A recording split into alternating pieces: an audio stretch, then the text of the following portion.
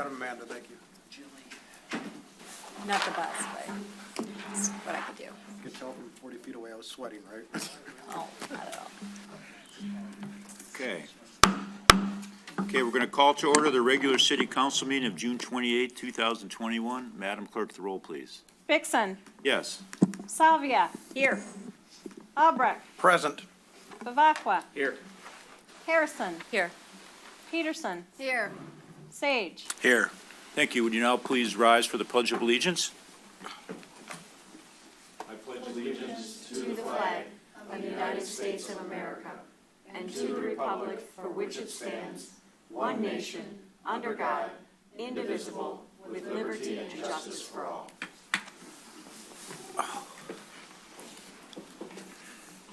Okay, thank you and welcome to everybody on a hot night in the summer, all right?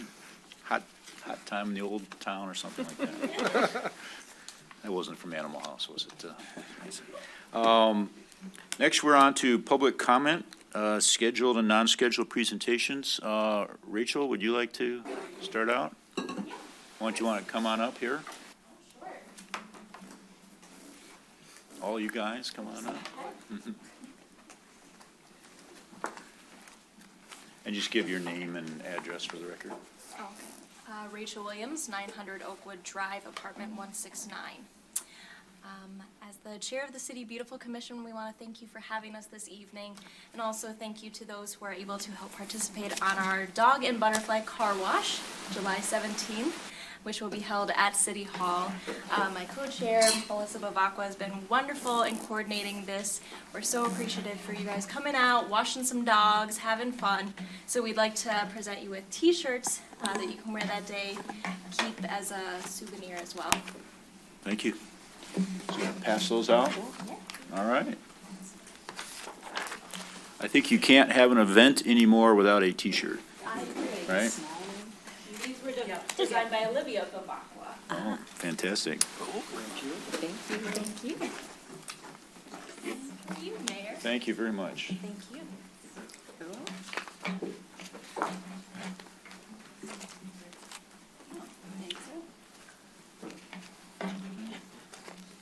Maybe just a quick photo op to everybody. We're supposed to hold them all up? Yeah, everybody can hold them up.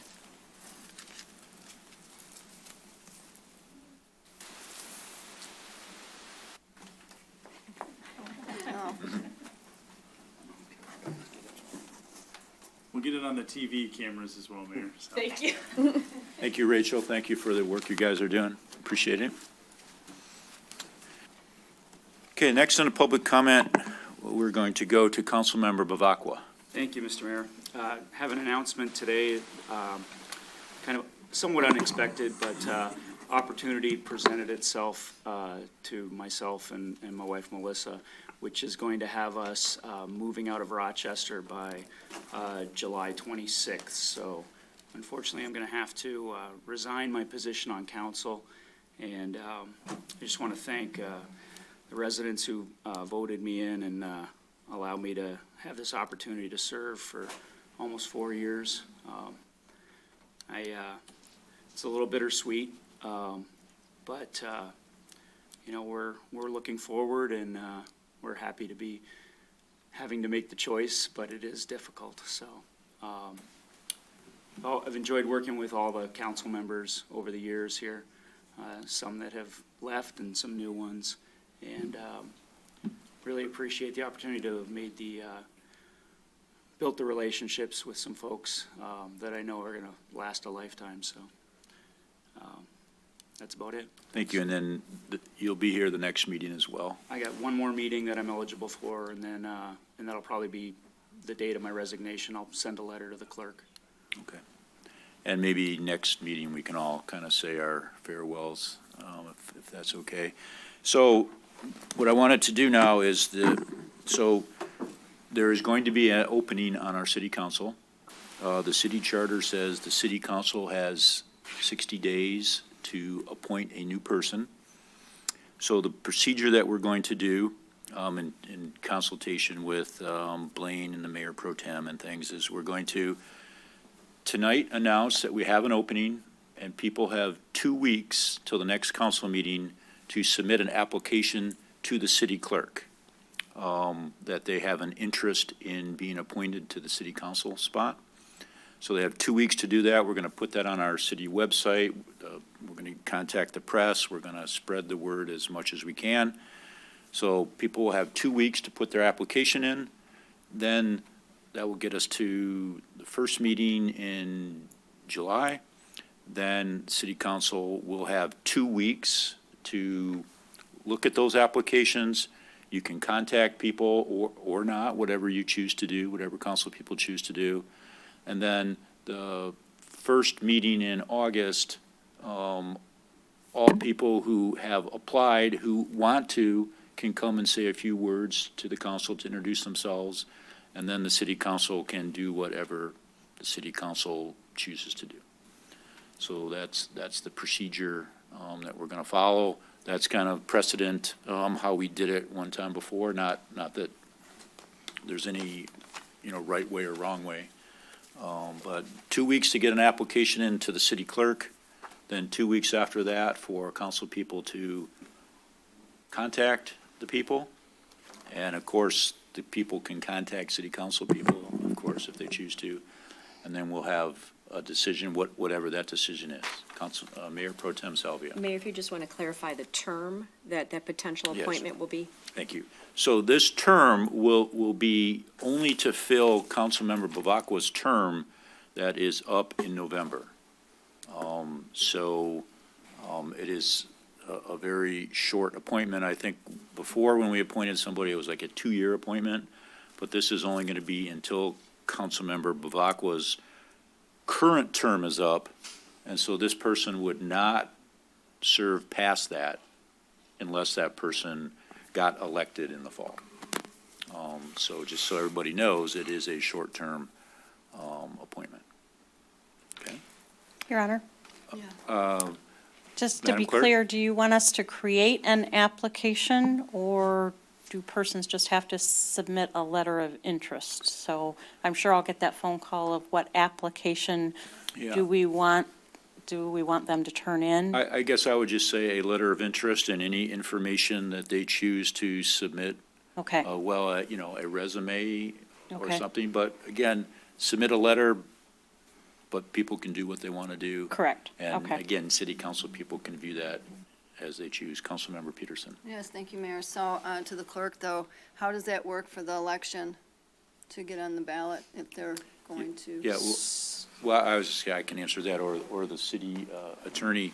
So Councilmember Bavacqua's name will not be able to come off the ballot. Right, Okay, so I think we are going to, as a city, in a meeting with Blaine and the clerk and the attorney, to kind of get the word out there that, I don't think we can tell people who to vote for, of course, but I think we can say this person does not live in the district in our city and would not be able to serve. And, we'll send out the information as much as possible to let people know, but his name will be on the ballot. oh, I understand that, but if Councilmember Bavacqua's name is on there, and you're just stated that someone else could be running in the fall for that seat, then how is that going to be? How are people going to know that one way or the other? Well- Your Honor, the filing deadline for our election cycle has already passed in April, so there won't be the ability to have additional names added to the November Right, ballot. so there's seven people on the ballot? Correct. So 4 of those 7 will get elected, and if we appoint a person who's not on the ballot, then their term would end in November. Okay, I just wanted it to be clear. That's great. Yeah, so it's a bit confusing, but we'll get through it. Councilmember Bavacqua? Yeah, and also associated with this announcement, I know this will probably make at least one council member happy. My wife will no longer be able to serve on City Beautiful, so she'll be moving on as well. Yeah, and then that's a good point, is Councilmember Bavacqua will be coming off some subcommittees and committees, and I think, he's on a number of committees, so I don't think it's imminent, but in the next, maybe in the next meeting, we'll appoint people to those spots, and if any council people are interested, let me know if you're interested in those committees. Councilmember Harrison. Mayor, I think it's worth noting that if an applicant was appointed to the seat and wanted to run, they could run as a write-in candidate. So they're Correct. still allowed to run. That is correct. Correct, very, thank you for that. They would need to file intent to be a write-in candidate with the clerk's office, and I have those forms that are required. By any particular date? I believe, I'll have to look it up for sure, but I believe it's 2 weeks before the election, so we have time. Thank you. Yeah, and I think our sister mayor does that every time, right? That's how I know about it. Right. Well, if it's good enough for Mayor Barnett, it's, yeah. So, and those are questions I guess I would ask people to reach out to the city clerk on if they have questions. Mr. Attorney, do you have anything to add? No, I think you summarized it. I think Mr. Bavacqua indicated he's going to officially submit his written resignation to the clerk, and that will, once city council accepts it, the charter has provisions for accepting that written resignation, either at that meeting if it's by unanimous, or at the next one if it's not. So your plan that you just set up seems to fall in with that plan. Very good. Anything further? Okay, are there any public comments for anybody here, or is it Brian today? Is he? Correct. Brian? Yes, I'm seeing none, Mr. Mayor. Okay, thank you, Brian, and welcome, Brian. Thank you. Okay, moving on to, see you guys. Approval of the minutes, consideration of minutes of the regular meeting of June 14th, 2021. Make a motion to approve with a correction. Okay, motion by Councilmember Peterson. Is there support? Support by Councilmember Albrecht.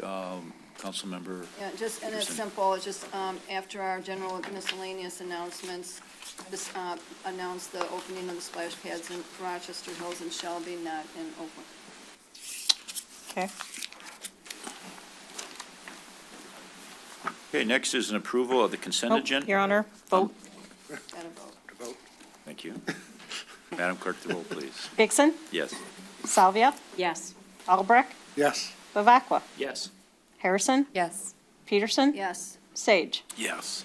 Thank you. Next is approval of the consent agenda. First is consideration of a special event application from Paint Creek Trailways Commission to hold the 14th Annual Labor Day Bridge Walk Run on Monday, September 6, 2021, from 7:30 a.m. to 2 p.m. Next is consideration of a special event application from Apollo's Troop LLC to hold the Parliament of Poets on Saturday, August 24th, 2021, for 2 shows occurring at 2 p.m. and then another one at 7 p.m., and then a review of the current 2021 event calendar. motion to accept as presented. Motion by Councilmember Peterson, Support. support by Mayor Pro Tem Salvia. Discussion, Councilmember Albrecht. No, Okay, Councilmember Sage. Thank you, Mr. Mayor. I'd like to remove item A for quick discussion, if the maker of the motion is amenable. So we'll vote on B and C. Madam Clerk, the roll, please.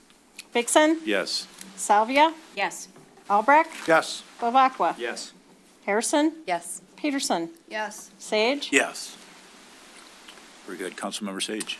So just a quick, as we've given consideration in the past to the Trailway Commission, I guess they are requesting we would withhold any event application fees to hold this event, if that is so agreeable to council. Councilmember Albrecht. Councilmember Sage, is that how it's worked in the past? Yes, sir. Thank you. Is that a motion, Councilmember Sage? Yes, sir. Support? Motion by Councilmember Sage, support by Councilmember Albrecht to have the special event and also to waive the fee. What are the fees? yeah, right. I didn't see any fees. Mr. City Manager? I believe there's the $100 fee. Nonprofit. Correct, is the nonprofit. Further discussion? Madam Clerk, the roll, please. Vixen, Yes. Salvia, No. Albrecht, Yes. Bavacqua, Yes. Harrison, Yes. Peterson, Yes, Sage. Yes. There's no old business or tabled items tonight, no public hearings. On to legislative deliberation. First is consideration of an ordinance amendment adding new Division 12, water restrictions, Section 54-271. Reading for second reading and adoption. Council. Councilmember Harrison. I'll make a motion to approve as presented. I appreciated the changes that were made, and I feel comfortable with this language. Motion by Councilmember Harrison. Support. Support by Councilmember Albrecht. Discussion? Madam Clerk, the roll, please. Vixen, Yes. Salvia, Yes. Albrecht, Yes. Bavacqua, Yes. Harrison, Yes. Peterson, No. Sage. Yes. Thank you. Next is consideration of proposed ordinance amendments to Section 1033 and 10132 of the Rochester City Code regarding swimming pool fences for second reading and adoption. Councilmember Albrecht. I'd like to make a motion to move the ordinance to second reading and adoption as presented. Motion by Councilmember Albrecht. Support. Support by Councilmember Sage. Discussion? Madam Clerk, the roll, please. Vixen, Yes. Salvia, Yes.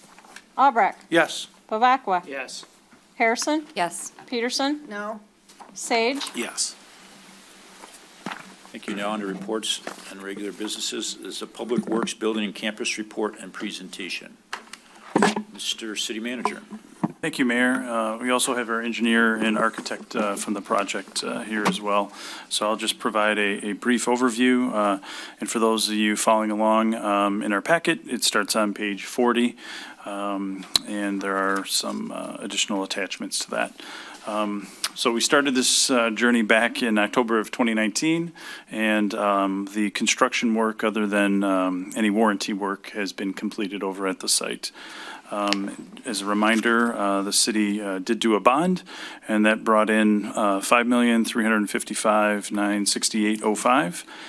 From there, on the memo, as I noted, there were the typical bond and legal fees, so the processing fees, a little over $100,000.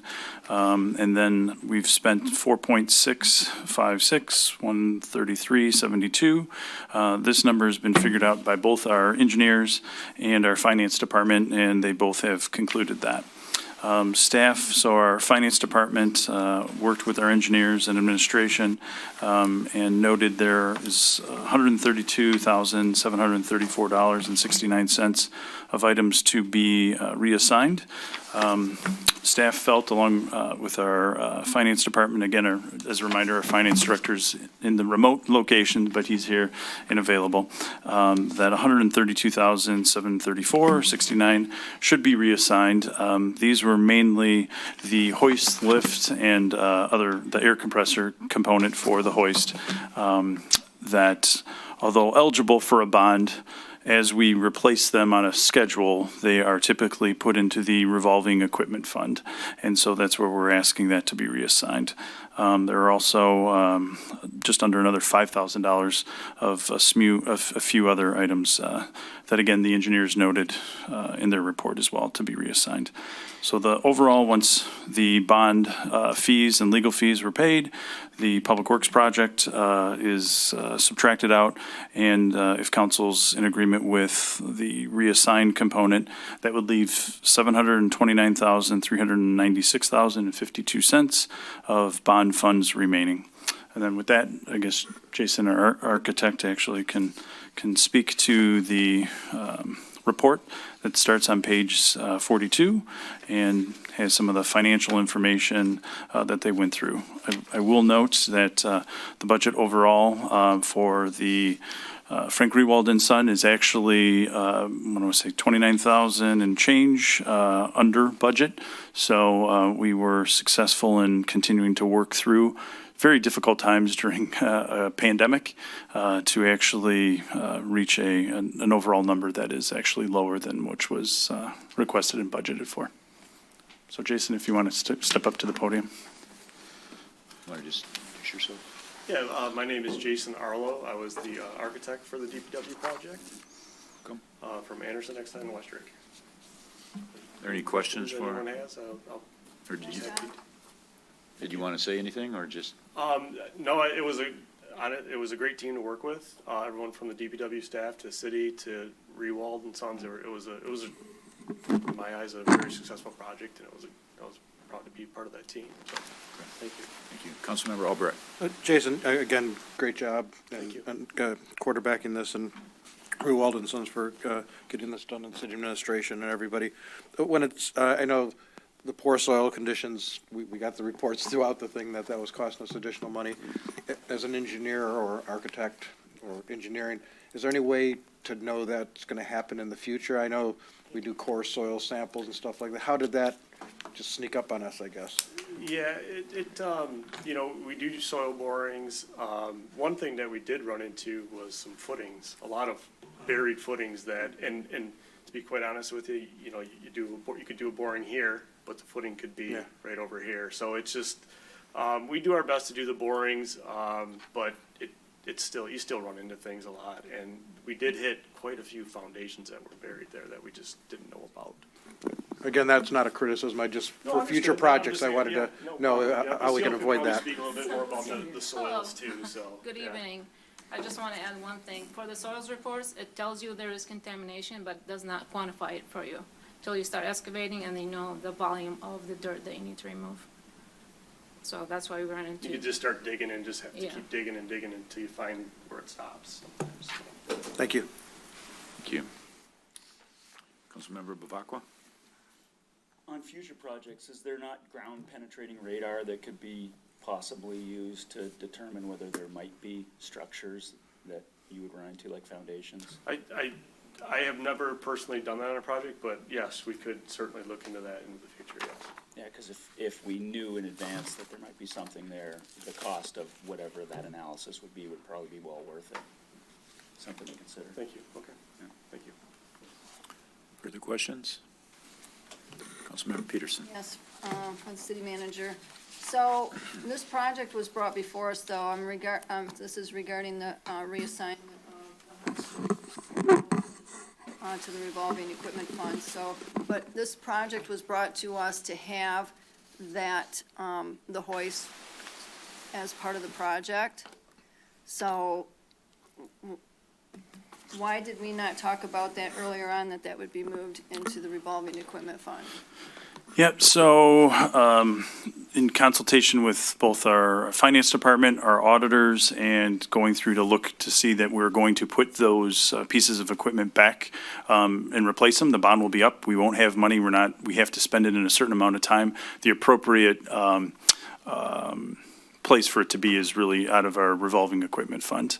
I can't speak to why it didn't get placed there originally.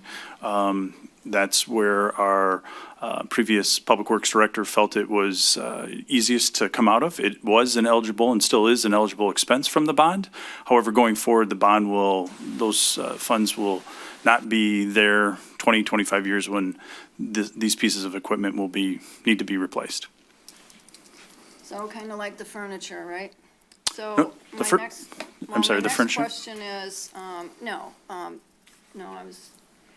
next question is regarding the funds remaining then. So it's interesting that this has been the number that we've been waiting on for almost a year, or talked about, and how it came out to be the number that everyone was thinking we would need for the, have to use for the community house. So it's kind of interesting how you can back everything out and still end up with that number. Yeah, if I may, the previous number actually was 705. So we ended up actually higher, and that came in due to the savings working with Frank Rewald and Sons. So as they noted through several of the contingencies, and I believe in the report, it's just over $29,186. So again, the number that we were thinking, it was going to be right around 700,000. So as you can see, it's 729,396.52. Okay.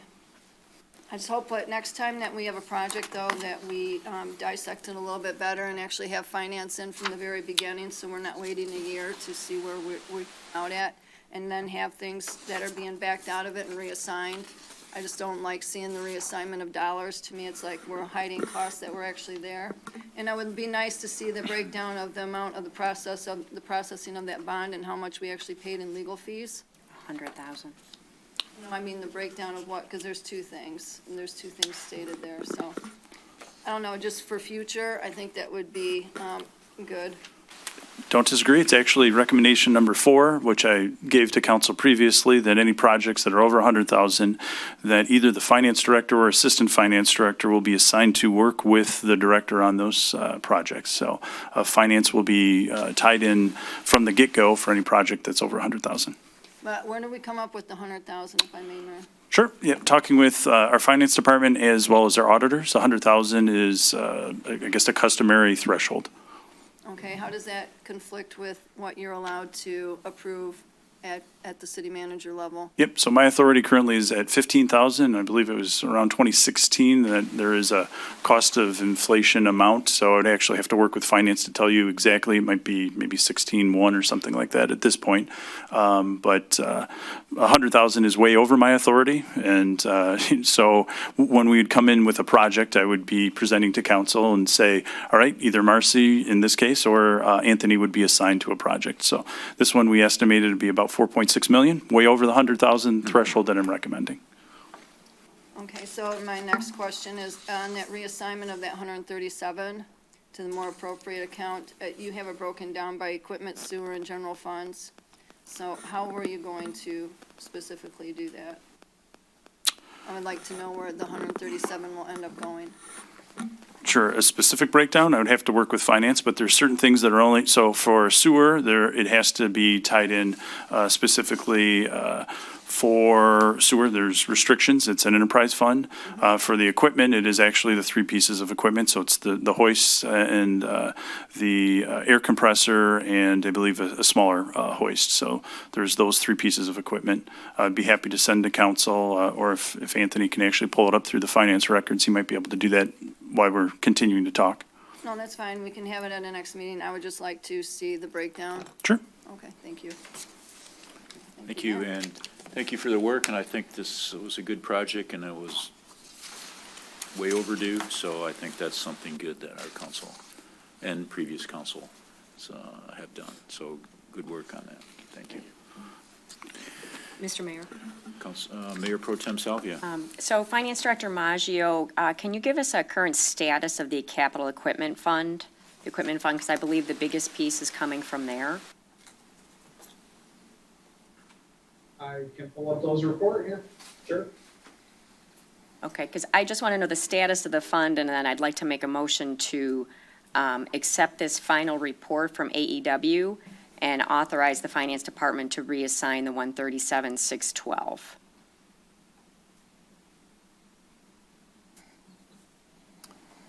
Is that a motion, or do you want to wait Well, until? it's a motion, but I do want to know the status of the capital equipment fund.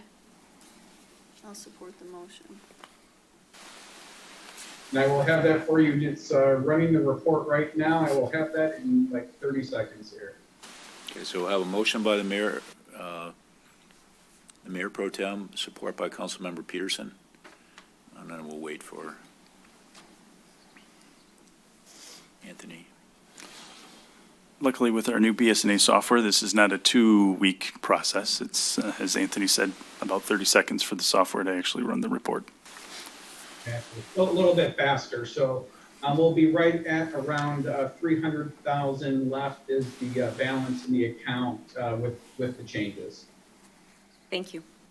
And we're not, in the next few years for multi-budget, it's not taking us to the negative in revolving equipment with this change. Further discussion on the motion? Madam Clerk, the roll, please. Vixen, Yes. Salvia, Yes. Albrecht, Yes. Bavacqua, Yes. Harrison, Yes. Peterson, Yes, Sage. Yes.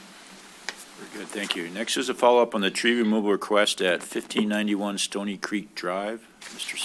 Councilmember Albrecht, did you want to say something? If he wants to speak first, I was just going to present a motion on this. That's fine, too. Okay. I just, I think I spoke at the last meeting as, excuse me, as the chair of the tree committee. One of the things that I think all of us on the tree committee, our goal of the tree committee is to protect our canopy and not to fund the tree fund. I think the ordinance, as we worked on it so deliberately over the last year, is a good one. And the penalties that go into the tree fund are well stated and laid out. As these come before us, I look at them in two schools of thought. One is the people who take a tree down and then say, oops, and come before us and say, I don't want to pay the penalty or do something. And the second group is the people who come to us before, ask for permission instead of forgiveness. And at the last meeting, this resident, Eric Atkinson, came here with a plan that needed a little more work. We tabled the motion and. I think the feed just cut out. Oh, I'm sorry. Somebody was talking in the background. We tabled the motion, and Nick, our Assistant City Manager, Deputy Director, and resident forester came through with a much better plan. I was pleased to see that the 11 arborvitaes were now replaced with trees. One of the trees was remaining, the existing Colorado spruce tree, along with 12 new trees. And I don't know if this was Mr. Atkinson or Nick or between them, but looks like they went to a couple other new nurseries to get these prices. So at the end of the day, Mr. Atkinson, who is a relatively new resident, came to us and, in my mind, did the right thing and said, hey, I want to take these down. He showed us pictures, showed us the safety concerns, and they looked like heck. And came with a plan. I think we tightened up the belt and came up with a nicer plan with our forester involved, which, thank you, Nick. At the end of the day, he's still going to spend $6,000 to take trees down. He's still going to spend $5,250 to put trees back up in a plan that's in our packet. Could we say, hey, well, no, we still want you to pay the penalty of the delta between that and the $21,000 in there? I don't think that's the role of the tree committee or city council. I think we have somebody, a resident, who's come to us with a plan, revised the plan. I like the plan. Our forester likes the plan. So I'd like to make a motion to waive the penalty and allow Mr. Atkinson to follow the plan that him and Mr. Banda provided to us in our packet. Motion by Councilmember Albrecht. I'll support it, but I don't want to support it the way it's stated because it's not a fine. Okay, so I guess, is there support for the motion? As long as the word fine's not in it, it's not a fine. He didn't do anything wrong. It's I just- didn't it's say the way fine. we I calculate said it. penalty. I don't know if that makes a Oh. difference. What? I don't know. And that would be the forester to tell us what it actually is, because he didn't actually cut it down and cause a fine to be there. Mr. Mayor, if I could suggest, Yes. if I could suggest a Mr. City Attorney. replacement value. That's better. I'm fine, as a motion maker, I'm fine with that. Thank you, City Attorney. Thank you, Mark. Okay, then support by Councilmember Peterson. Councilmember Harrison. Thank you. Thank you, Mr. Atkinson, for coming back this evening. I've felt a little frustrated with this because I'm very much a rule follower. I think that if we have rules in place, we need to follow them. But Councilmember Albrecht makes a really compelling point, and I think we do need to have flexibility with this. And I'm really appreciative of you working with our forester and you coming to us and devising a plan that's going to work, not just for you, but the whole city. And I'm really appreciative, so I am supporting this. Councilmember Sage. Thank you, Mr. Mayor, and thank you, Mr. Atkinson, for bringing back a much more thoughtful approach to this issue. So I just want to get a little bit of clarity on, I plan to do most of the replant in fall 2021, and obviously remove the trees here now, I get that part, and then finish up in spring. So what does that really mean out of the 12, 13 trees that we're going to plant? Well, Need to come up. Yeah.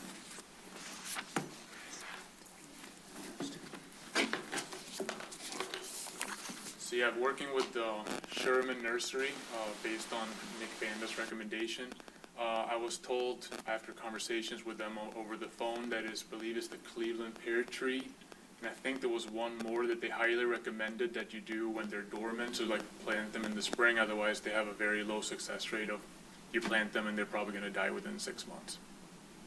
So that was kind of the disclaimer I put in there, so like I don't wanna, I wanna have a nice mix of trees, and doing that all at the same time would not make sense, basically. Understood. So there's only a couple of trees that you're going to wait. That is the plan, correct? Okay. Yeah. Thank you. Further discussion? Councilmember Bavacqua. Yeah, I know one issue that was brought up at the last meeting, you know, what guarantees do we have that this is gonna, get put into place, and what's the repercussion if it doesn't? Mr. City Manager, what if the applicant didn't do that? I guess is the question. Yeah, I was gonna say, Jeff, I don't know if there's penalties or if in the motion there would need to be, I guess, consequences. So I guess I would leave that to the attorney. Actually have to either enforce what council would. Mr. City Attorney?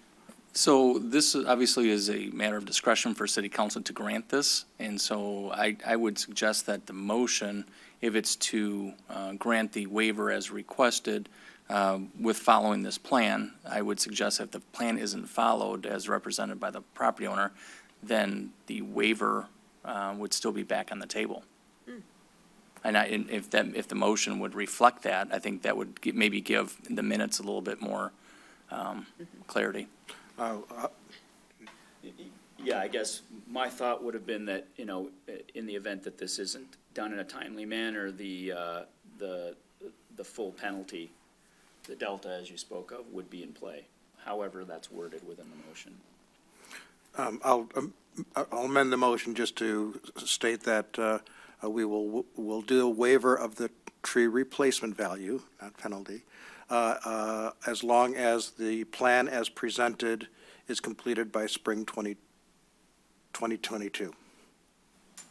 And I think, Mayor, Would I you actually think that we should have it a longer period of time because our springs are now still to where you can't plant anything. So I would just say by the end of, fall, because you can't plant anything before fall, it would be of next year that way. That way there's plenty of time for anything to happen. And if he can't get these exact trees, are we going to be okay with if he has to get a replacement? Because I don't think that we should be dictating what type of trees anyhow, but he submitted a plan, which I will go along with, but I do think that we need to be mindful of that, because not all this can actually happen as planned sometimes. Yes, with our climate change, you're right. So Fall of '22? fall of 2022. And again, as the resident just stated, it was only 1 or 2 trees that are going to be planted in the spring. I'm fine with that change. Do you have all that, Leanne? I do. Councilman Peterson, you're good with that? Yes, Fall. I'm fine with that. Okay. Further discussion? Madam Clerk, the roll, please. Vixen, Yes. Salvia, Yes. Albrecht, Yes. Bavacqua, Yes. Harrison, Yes. Peterson, Yes, Sage. Yes. Good luck. Thank you for coming in again. Appreciate it. Thank you.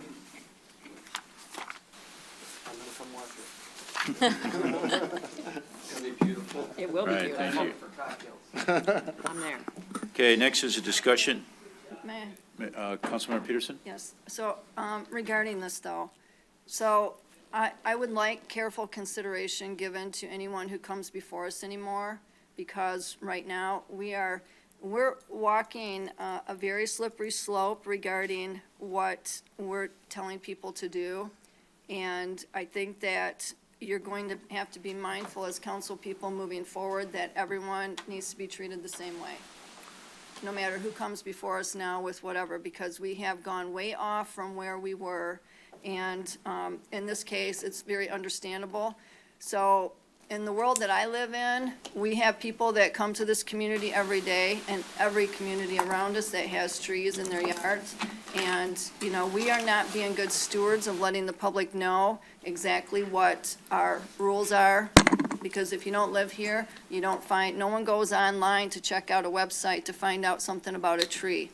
And I think that would stop a lot of this from happening if we had more information out there to educate the public about how stringent Rochester is over the trees, because this was a clear case that these trees were diseased, number one, dying, and we're still holding people accountable on something that they purchased here when somebody else didn't even take care of them. So I think just moving forward, we need to keep the same mindset moving forward, that we take consideration and it all into consideration moving forward. Thank you, Mayor. Councilmember Albrecht. I would respond to that, and the concept I'm okay with. I think we received a note that we have something coming before the tree committee in the next week or so where it falls into that other category of asking forgiveness instead of permission. I think we've done a good job of promulgating the new tree ordinance of the 3 trees for $50 in the website, in the newsletter that goes out. And I'm also a rules guy, but I also think you look at each of them individually, and that's the role of, I think, City Council. And what I'd like to see with the tree committee is that we do some of the heavy lifting in committee, then bring to City Council our recommendation, and that's all it'll be, is a recommendation, because we have no authority over it, so that you can know that Nancy, myself, and whoever replaces Dean on the tree committee have vetted it, along with our other 2, our architect and our resident on the tree committee, that we can come and say, we've looked at all this, here's our recommendation. And then we have the debate in here instead of the debate we had last meeting, or, for an hour and really didn't get anywhere. So conceptually, I'm okay with it, but I'm not suggesting you are, Councilmember Peterson. I'm not a black and white kind of person. I think there are shades of gray in every kind of thing, and I think as long as we promulgate what our ordinance is, how it's enforced, we look at every situation individually. And also, one other thing, because on the Councilmember website, Peterson. it does state that regarding the tree ordinance, right on, in the scrolling, can you actually put after Nick's name where it says Forester, will you just put Deputy City Manager, because that's what he is? I'm happy to, but that's actually what Nick had provided Yeah. for that particular, just if you'd think like that- me to change his title, I'm happy to. Well, he has a title, he Yep. is paid as Deputy City Manager, and I think the public needs to know that when they call here too, who they are reaching, because he's wearing multiple hats. Again, he noted, I guess, that he was a forester, and that's on the tree component where what he would liking to do. And I can let Nick, you guys can tell me what you want, and I guess if Nick differs, I'm happy to pass it along. Or he can speak to. Nick, you want to say something? I actually didn't do that. Natalie did. It doesn't matter. Put it on whatever you want. Huh? Well, we'll promote Nick today, right? I don't think it matters you. either. Happy to put forester / deputy city manager, economic and development director. There you go. There you go. And I'm looking forward to the tree committee hopefully not bringing stuff to us and working it out if possible. That's the whole idea of the tree committee, so. Okay, next is discussion and recommendation to authorize a search firm to assist with hiring the city's next public works director. And I think also Blaine sent out an email today, and I think there's something at your table as well, if you didn't see that, Mr. City Manager. Yep. In case, as the mayor noted, in case you didn't happen to see the email that I sent out this afternoon, I did place a copy at everybody's space. Tonight is a request for to hire a search firm. We also, I do see a representative from GovHR is actually on the screen calling in as well. So if there's questions other than me speaking on their behalf, I'll let them speak. To I guess, rewind and get us to where we're at this point, we posted in early January a request for a replacement or to fill our vacant spot in our public works at the director position, and we went through a process. We concluded that basically end of March, early April, and unfortunately we were not successful. We did have 2 finalists, and they did not meet our requirements. It's a difficult time out there for any positions, but public works directors seem to be at a premium, as well as city managers and finance directors right now. At the time we did our previous search, our HR department oversaw that. There were 6 other public works director positions at that same time in the kind of Metro Detroit area, so it was tough competition. noting that this is a very critical position as we're doing a lot of infrastructure projects over the next really decade or so. I'm recommending, and council through our budget process did approve up to $25,000 for a search firm to help us with this request. We went out and got proposals. We received 3 proposals. I felt that GovHR, who's actually done searches nearby, Rochester Hills has actually had 2 searches successful through GovHR. And currently in Ferndale, they are doing a search for a Public Works Director with the deadline being actually the 6th of this upcoming July, so just a week away.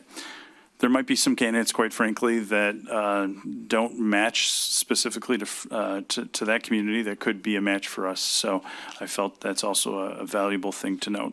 In addition, GovHR does have at the full scope level, which again in council's packet, there is a guarantee. So if somebody is not selected through this process, or if somebody is selected and within the first year, either they choose to no longer work for the city or the city chooses for them to no longer work here, that we would be able to go through the process.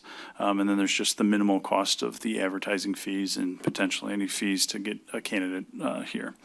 As council may know, for about the 6 months, we've basically saved a great chunk of money, over $60,000, in addition to salary and benefits. And just recently, our assistant has taken a job for about $20,000 more annually, as well as a vehicle. So the private sector is getting very aggressive in picking off some of our employees as well. So tonight, my recommendation is that City Council authorize me to execute an agreement with GovHR for the $22,000 for the full scope.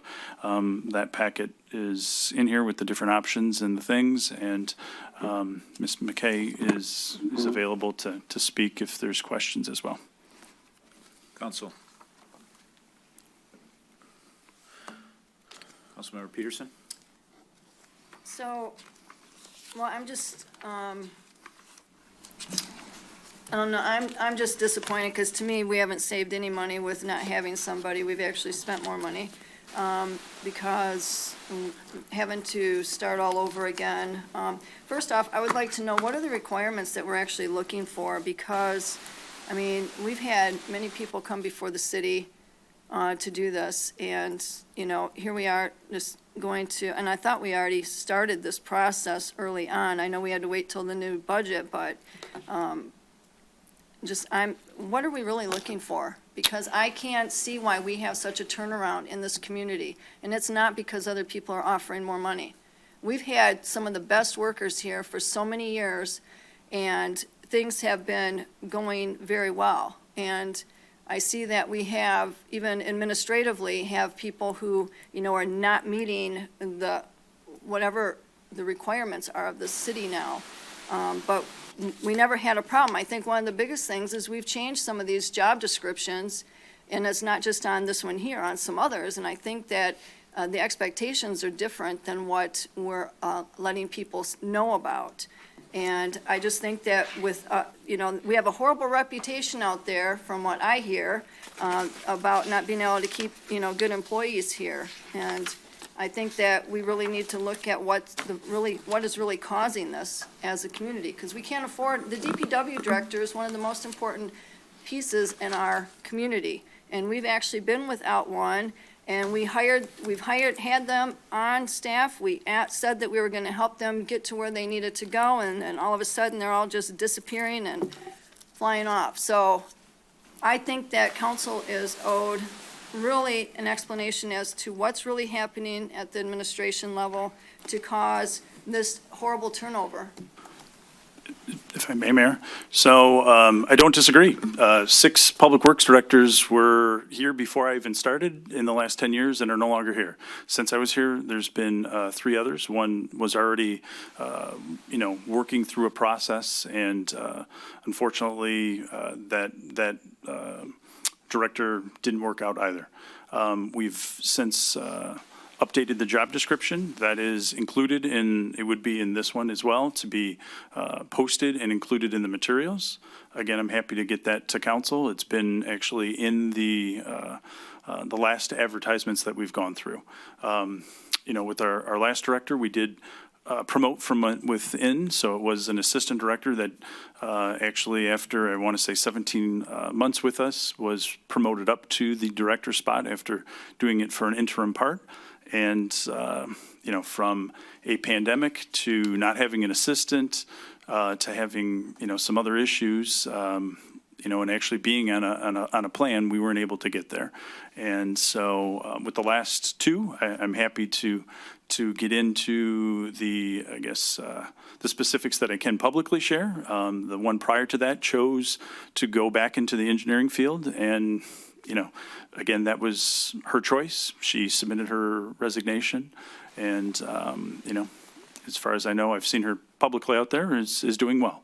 So I don't disagree. We've had quite a bit of turnover prior to my role as the city manager, and the last city manager, there was, again, several, and to the prior city manager, there was several there. So Public Works, we've continued to have at that upper echelon. I can note that I've, over the last Thursday, Friday, and actually today, been meeting with every single Public Works employee, from seasonals to part-timers to full-time employees, to actually get their take on what we're doing right, what we're doing wrong, and we'll include their input in this search process. And as it's outlined here, that's included as well. Councilmember Albrecht. Yes, so let me just, is this Sarah on the line? Who are we? Yep. Okay. Sarah, first off, in terms of the proposal, I looked at all three, and I support the full scope proposal. I'm sorry, I'm trying to get to the guarantee, because the guarantee seemed to have a little caveat in there that I hadn't seen before when I've done this. I've had similar searches where full replacement cost, but you have a little caveat in there that says, we will, if desired, conduct one additional recruitment for the cost of expenses and advertisements only. Why is that, and what do you estimate that to be, Sarah? I guess, why is that in there instead of just redoing the search, and what would you estimate the costs of expenses and advertisements if you had to redo the search for us, which I hope doesn't happen? Right. So maybe it does sound a little different, but so currently the way our structure would be was we have our set fee, and then we have our advertising costs, and then we have my expenses basically to come there. And so in reality, the only thing you're paying for, if we have to go back out within that 12 months, that if it doesn't work out, then reality, you're only paying for advertising and the cost of me traveling there. So using your full scope recruitment page, that would be about $4,000? Give or take, yes, absolutely. So usually we do advertising around $2,500. I live in northern Indiana, not far from you, so expenses would be pretty minimal. Okay, so you're waiving the recruitment fee as if you had to do a redo? Oh, absolutely, yes. Okay. And I mean, to Councilmember Peterson's point, when I looked at this, if you're in the private sector or the public sector, if you have that much turnover in any position, it doesn't bode well. Sarah, how are you going to manage that part of it?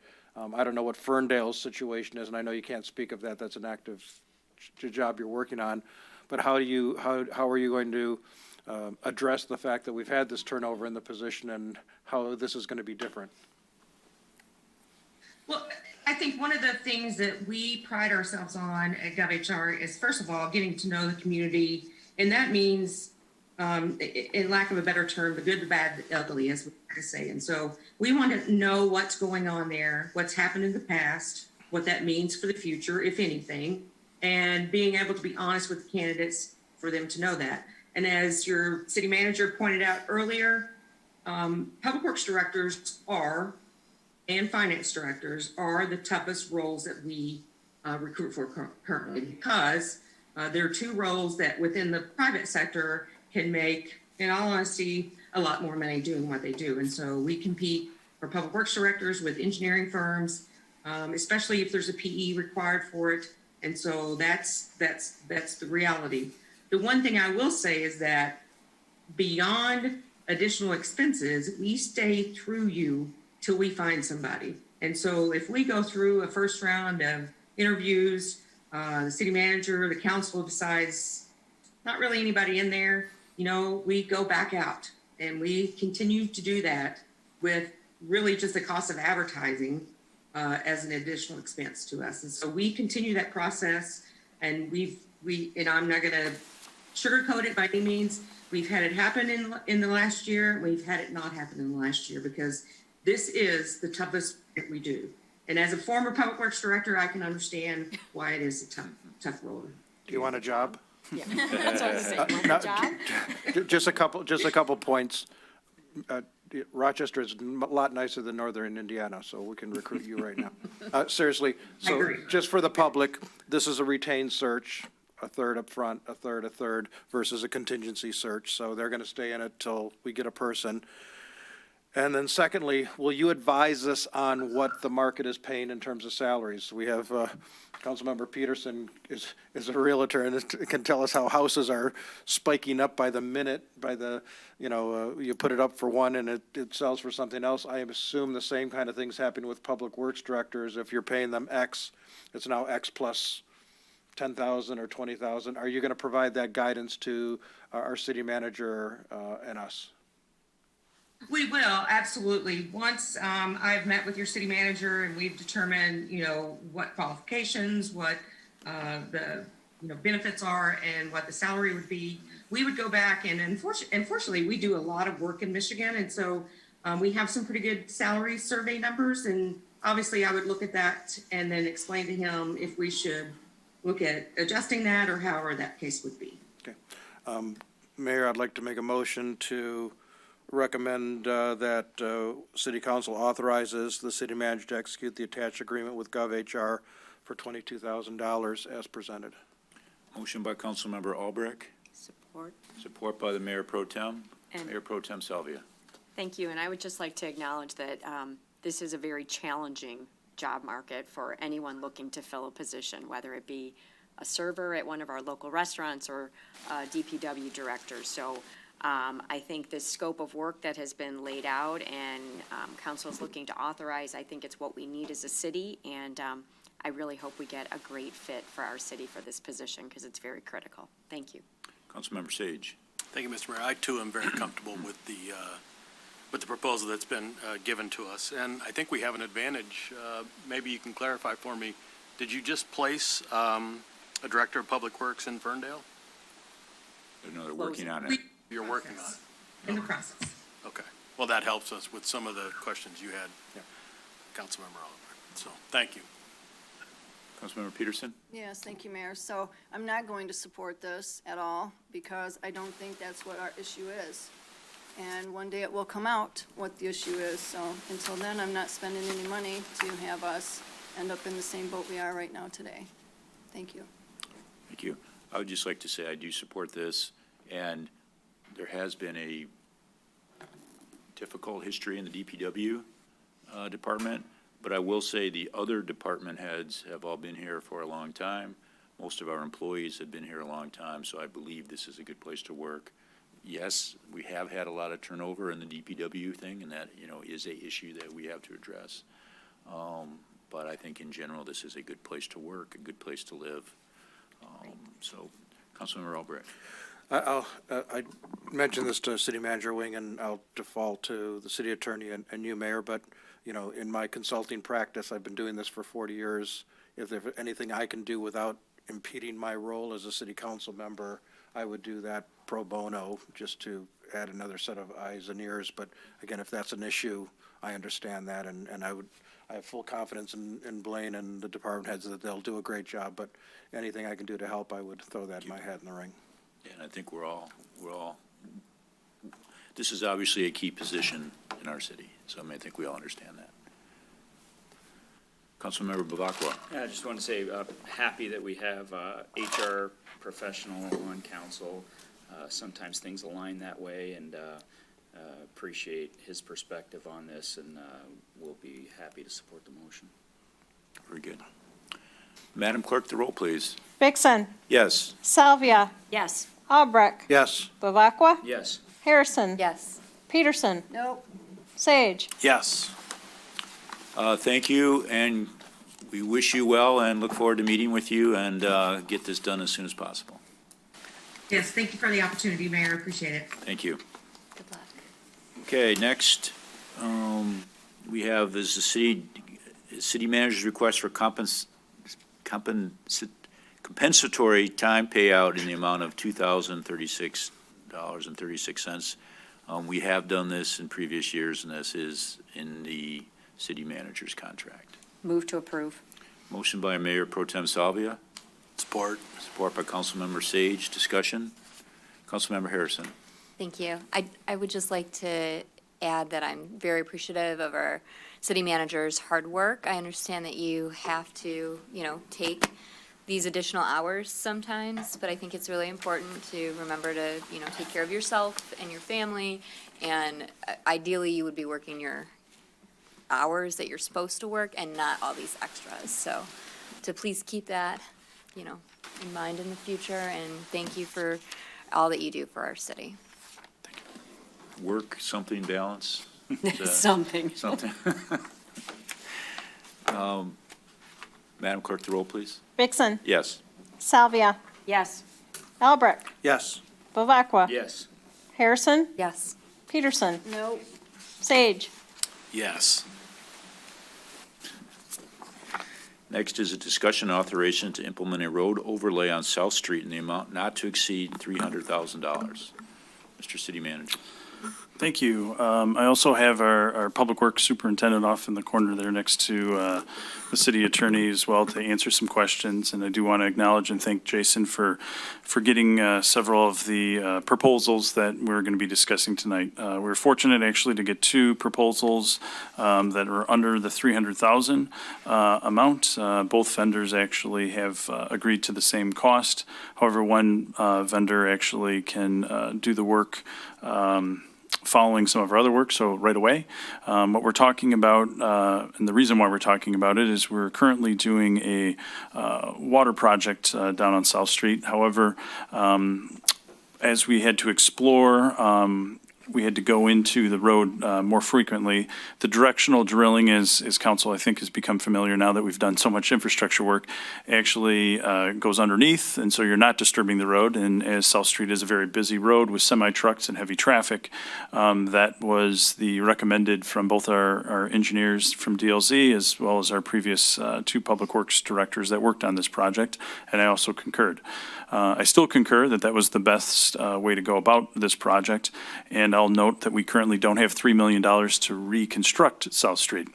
So working with the engineers, DLZ, and even our other engineer, our general engineers from AEW, they're in concurrence that the best way for us to kind of, I won't quite call it a stopgap, but to get us a few more years so that we can actually design and engineer the plans and then basically work on a funding structure, is to do an overlay. So an overlay commonly, what I've shared with council, is kind of a mill and fill. So they mill off so many inches and they come in and basically put some new asphalt.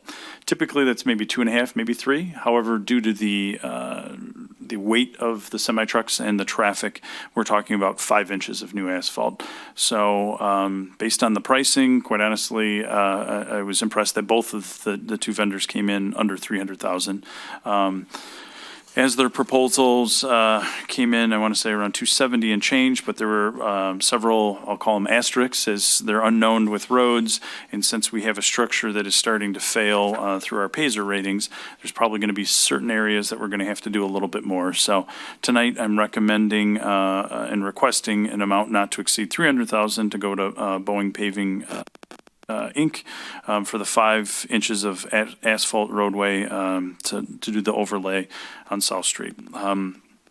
My hope is, if council approves this, that basically this project will start in mid to late July.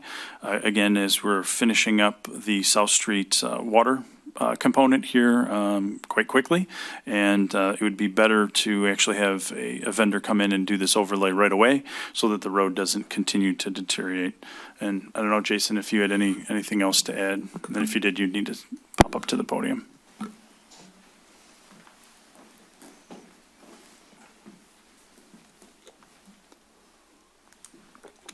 Hello, everyone. I've been here a few years. I've driven that road. So this is not the permanent fix. It's a 5-year or a little bit plus fix. The infrastructure under there, so the sewer's been lined, now the water's new. The storm system is strong, but if we don't protect it with this overlay with the amount of weight that's down there, it's gonna be impacted too. So there are some storm structures I'm gonna repair prior to the paving.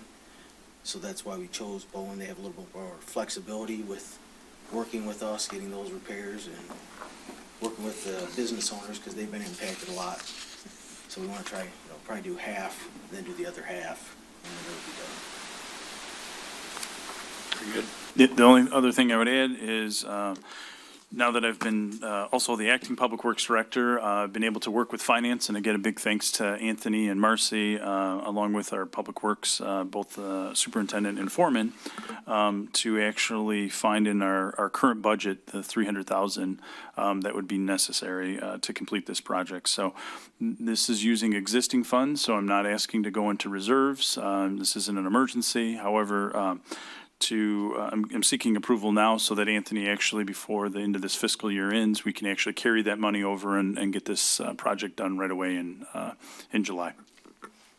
Councilmember Albrecht. Blaine, you said mid to late July it'd start, and maybe this is for Jason. When will South Street be done if we approve this and Bowen comes in, I think it's Bowen, and does this?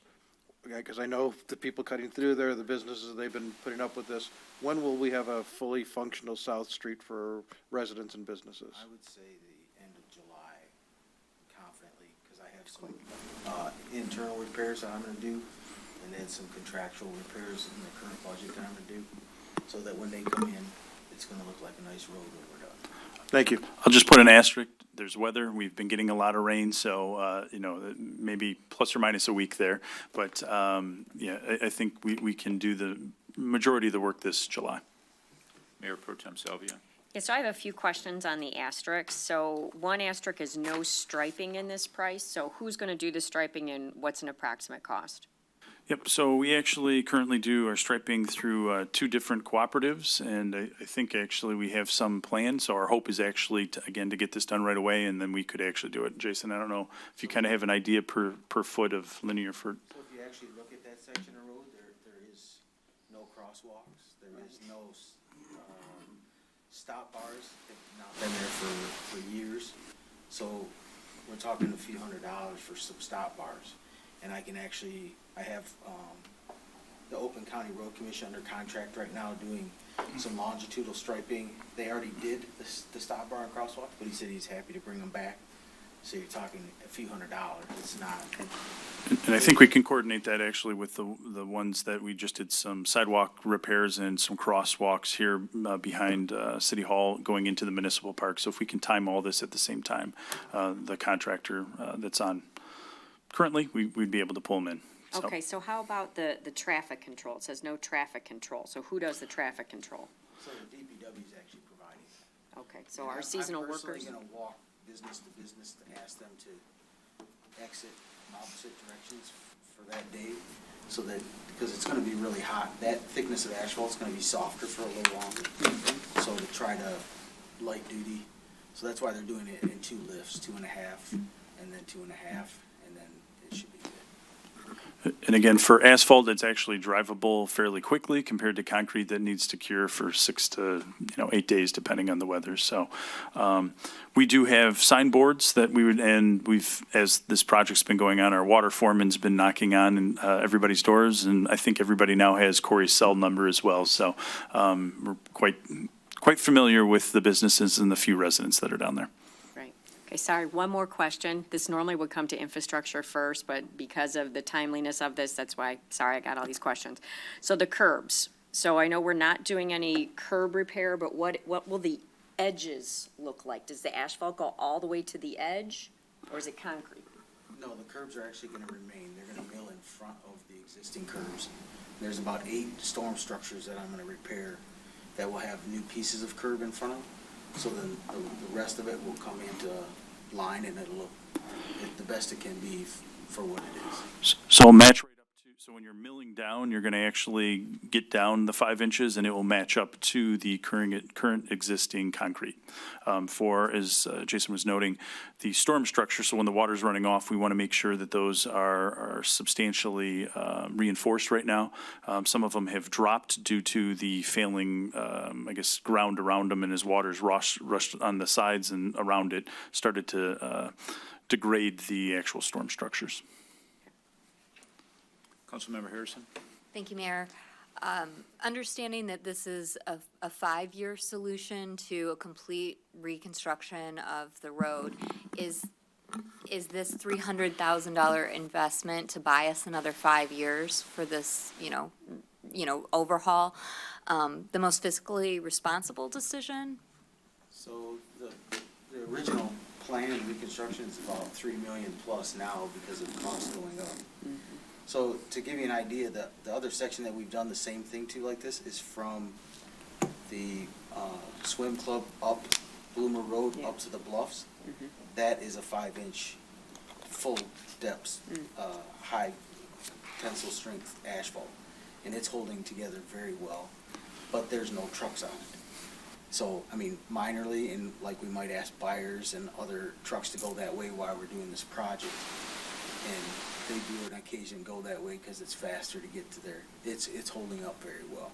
Okay. So the reason is you're so in such close proximity to the river. The boring company was explaining they're hitting a large amount of rocks. So in the winter, as a salt truck driver, and you watch that road moves all the time. So that $3 million is because they're going to dig down and take that all out of there, build it back up, kind of like what they did with Rochester Road. Go down. I mean, not 6 feet, but maybe 3-4 feet. Build new material. So I feel that this is the best for what we have funding for. So yes. Thank you.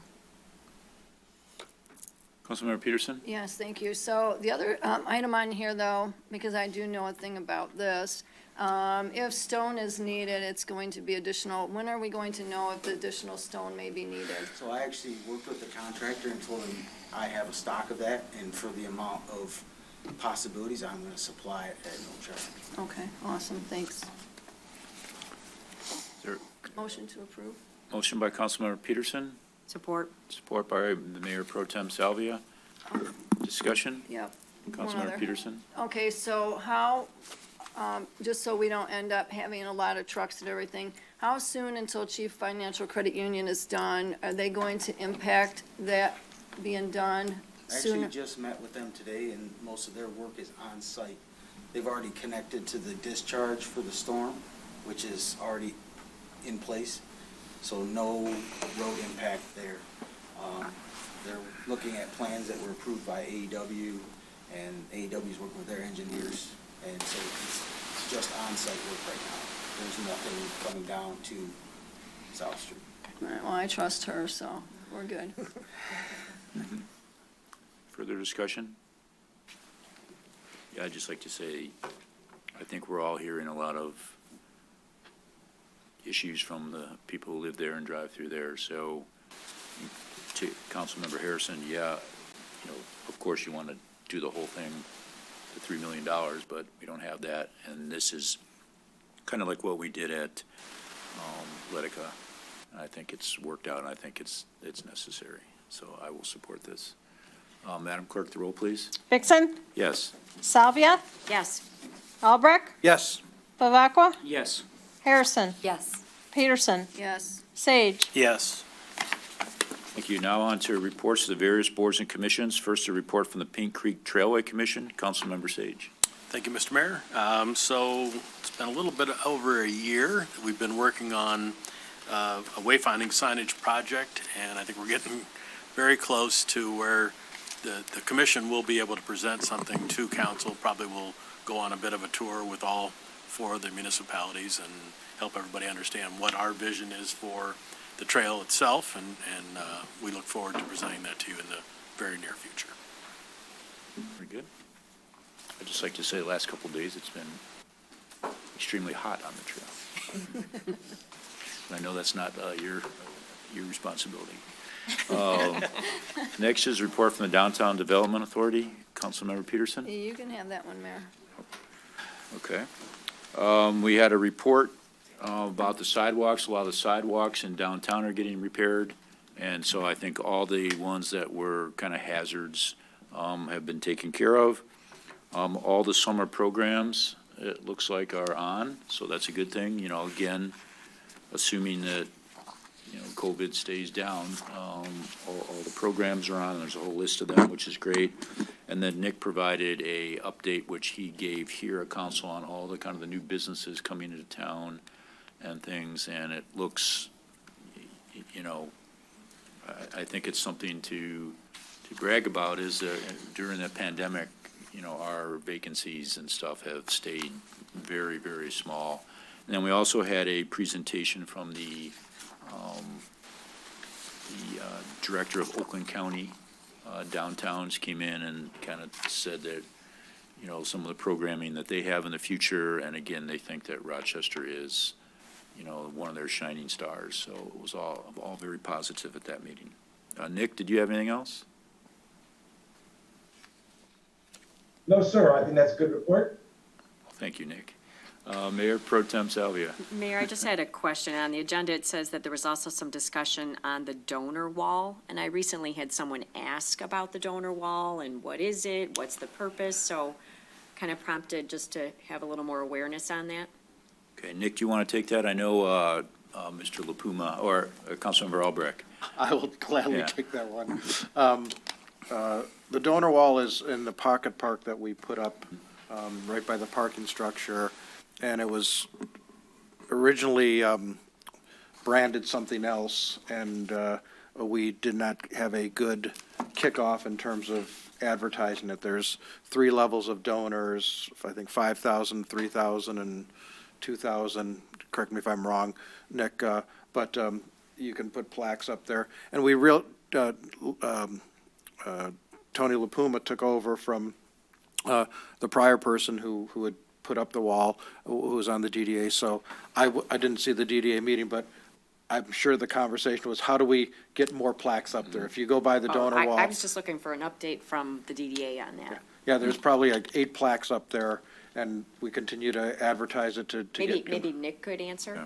And I think Tony Yeah, LaPuma I said that they sold 2 of them in the, Exactly. yeah, recently. So Sold recently 2 we more. That sold was the 2. report, Yeah. was that we sold 2 more. And the funds go, To the site development committee. The ultimate goal was to fund the next pocket park, which would be by Catch the Fireflies. That was kind of the highest priority at the time, so they're trying to take that money to create another pocket park, or upgrade the other pocket park. okay. Very good. Next is a report from the Sister City Committee. Councilmember Albrecht, were you there? Councilmember Both Peterson? there. Yeah. Yep. Do you want to take it in? Sure.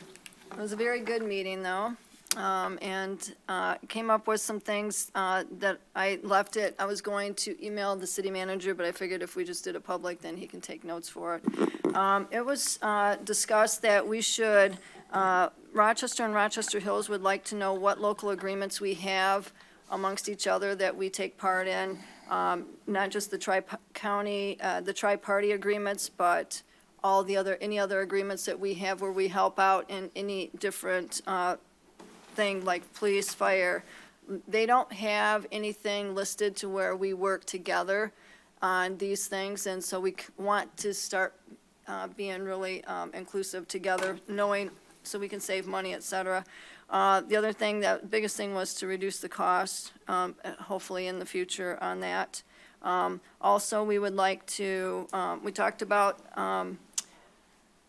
They have the Hills Herald newspaper that they send out, and which is a great communication piece, as stated earlier. We need a better communication piece, and that goes free, that is mailed out to all the residents.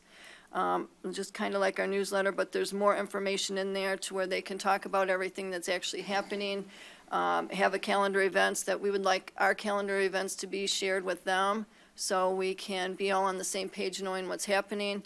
One of the biggest things was if we can have the communication regarding any traffic and road construction, et cetera, that would also be something, I know I mentioned that quite a few years back, if we could actually have that. We currently have it on our website. We link and we actually forward it to them. So I don't know if Rochester Hills, we give it to them. I don't know if, but we have theirs on ours and ours on, we give them our information Right, for so- construction. And then, and also for the event list, so we don't end up with events on the same days, et cetera.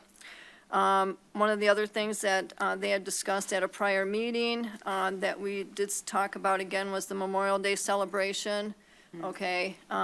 And we have discussed that we really need a group to be able to take this over again instead of have it part of a municipality responsibility. So I am working on that. I think I might have a group already that could actually take this on yearly to do that. But we'd also like to work with all three municipalities since we all have a memorial. Veterans Point is the one that they had out in Oakland Township. We have the one at Avon and Livernois, and then we have ours here as well.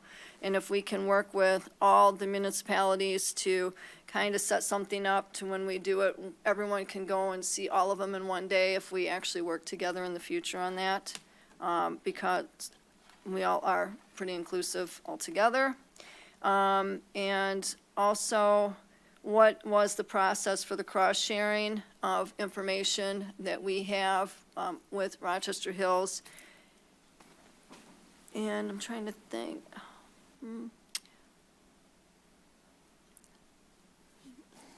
And then we also talk about some joint challenges at the next meeting. That was the next one that we were going to talk about that we have for joint challenges. But right now, those are the things. Also, the Christmas parade, and the chamber is taking care of the annual Christmas parade for the upcoming Christmas parade. So, and then we're meeting again August 10th. So hopefully we can keep this going and come back with more information. If we can have a list of what we do together with the other municipalities, just, that would be great. So we can see where Mayor Barnett would like, our communications to be at. And if we can find another way to reach out to our community with things, because our newspapers are not really doing a really good job at announcing everything that we have.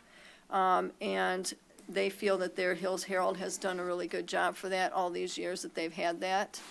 I know it's something that we probably can't take on all that cost right now, but it's something that we could look at for something else besides just our newsletter, to keep people up to date with what's happening in our community. And Mark, if there's anything else? The only thing, you did a good job, was that we're going to alternate meetings between Rochester Hills and Rochester, and Leanne with the other Leanne Yep. agreed that Rochester Hills would do the minutes and the agendas, but next meeting will be at Rochester Hills, and when we schedule the follow-up meeting, it'll be here at Rochester. We felt that was part of creating that sort of sister city feeling. Right, and the other thing, just so you know, Festival of the Hills celebration is August 11th, so fireworks and everything's the Summer of Fun at Borden Park. So, and hopefully we can have them announce all our events as well, and we can announce theirs. Very good. Next is a report from the Historical Commission. I I'm have a sorry, question, Mayor. Councilmember Harrison, sorry. Thank you. And I'm not sure, Councilmember Peterson, if you would know the answer to this, or maybe Mr. Wing does. The memorial parade that we had it started at Rochester Hills, I think it was Adams High School, and went to Oakland Township. Was that coordinated by the chamber the last time it was the last memorial celebration? That was such a huge success, and I really loved that day. I remember I biked to all three locations and saw the parade. So if that happens again, I'd be really excited. That's what we just need people to be able to do this. 'Cause it can't just be the chamber, it has to be another group to actually do this. And it used to be Mr. Poter Yeah. ran that for years and years and years. But then it stopped because of COVID, I think. Actually, it was a year before, I think, was Yeah, in 2019. So I think the clerk can actually probably comment that they reached a certain point where they felt that they really needed somebody to pick it up. That kind of mantle got passed a little bit to Leanne and myself, and we then pulled Maggie from the chamber in because we felt for the three communities that our community actually shouldn't be really pulling the other two. This council might remember that we actually got the $600 from our council first, and then actually got the other two councils to actually contribute. And then under Maggie does such a great job with the chamber for the Christmas parade, was able to, pull her resources, and then Leanne and myself were able to help. And some of the guys from Public Works, we were throwing barricades and lending a hand. So, and if you're going to be finding a source, that's great. Look forward to seeing what we can do. Awesome. And then the other discussion part of that, though, was that in the event that a group falls off in the future, that the municipalities will work together to make sure it happens. So that is going to be our task then at that point in time. Very good. A report from the Historical Commission. Councilmember Sage. Thank you, Mr. Mayor. So this was our second successful Zoom meeting with the Historical Commission since the pandemic. We basically just reviewed the budget that had already been approved through council, so that everybody was on board with that. They did have a question, whether they would be able to have in-person meeting next month for July, whether that's going to be possible. Yes. Okay, great. Thank you. Very good, thank you. Next on the new business for referral and miscellaneous, is there public comment? Brian, doesn't look like anybody on there. No, Mr. Mayor, there's no public comment. Okay, thank you. Public comment back there? No? Huh? Good? Okay. Next, the city manager's report. Mr. City Manager. Yeah, again, in our packet on page 90, I list out a few miscellaneous items, but to just kind of keep things brief tonight, I will have to follow up with Natalie. I know she's been out ill for a day or two, so I don't know if she actually got out to council a doodle poll or not. So I apologize. Like I said, she's been out ill. I will, if she's not here tomorrow, I will make sure to get it out and follow up with this Friday's manager's report so we can get a date down for the dedication for our newest ambulance. So that's all I have. That's your city manager's report? It is. Okay. If you want me to jump to the check register, I'm happy to do that too. Yep. So tonight in the packet, there's just the June 17th and 23rd as well. So, and then other than that, I don't have any other items for tonight. Thank you, Mayor. Okay, very good. Madam Clerk, anything for tonight? No, Your Honor, thank you. Mr. City Attorney? Nothing, thank you. Okay. Councilmember Albrecht? Nothing, Your Honor. Councilmember Bavacqua? Nothing from me, thanks. Mayor Pro Tem Salvia? Yeah, I'd just like to thank the DPW workers for proactively clearing the storm drains before Friday's flood. I didn't see any flooding in the city of Rochester. I saw flooding in other communities on Facebook, so we looked good. Thank you. Councilmember Sage? Nothing this evening, sir. Councilmember Harrison? I would just like to recognize Councilmember Albrecht for speaking today on behalf of the city of Rochester at a ribbon cutting for yet another beautiful native plant garden that went in along the Paint Creek trailways. Unfortunately, we were in Rochester Hills, but the city of Rochester was still well represented. Very good. Councilmember Peterson? No, thank you. Okay, so tonight, on a happier note, we are going to, the Rochester City Council and administration is going to go celebrate our year through COVID and all the success we've had for Christmas. It's Christmas in almost July. Isn't that what they say on Hallmark Channel? Yeah. So we are going to go meet at the City Tavern, and by tradition, the mayor will buy the first round. So I will see everybody there. Thank you, everybody, for coming tonight, and meeting is adjourned. Thank you.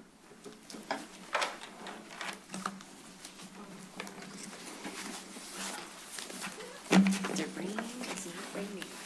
You gotta zip over there. It's reserved under my name.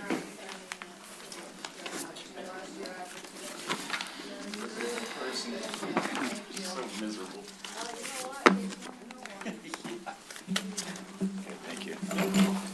It's reserved under my name, so I'm gonna zip over there. Okay, thanks.